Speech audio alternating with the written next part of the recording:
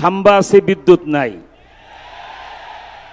এবং পাম্প আছে, তেল নাই, মাথা আছে, টুপি নাই, শার্ট আছে, পাঞ্জাবি নাই, মায়ের জানাজা।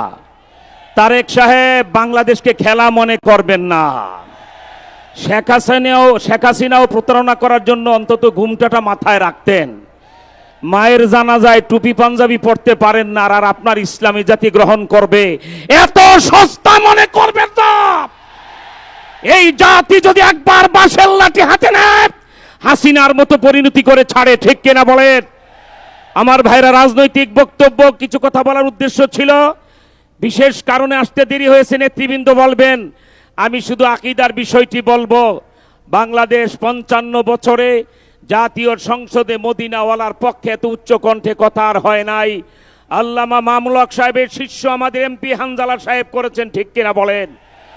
আমাদেরও কথাবার্তা পরিষ্কার। জাতীয় ভোট এবং গণভোটের রায় যদি বাস্তবায়ন না করেন, এটা না করে অলরেডি আপনি ডিজিটাল মুনাফিক এবং ডিজিটাল বিশ্বাসঘাতকে পরিণত হয়েছেন। কিন্তু মদিনাওয়ালার দাবি যেদিন পার্লামেন্টে আসবে, এটা নিয়ে যদি টালবাহানা করেন, আল্লাহর কসম বাঁশের লাঠি পার্লামেন্ট ঘেরাও করবে, এরপরে কাউকে বের হতে দিবে না, দিবে না, দিবে না, ঠিক কিনা বলে?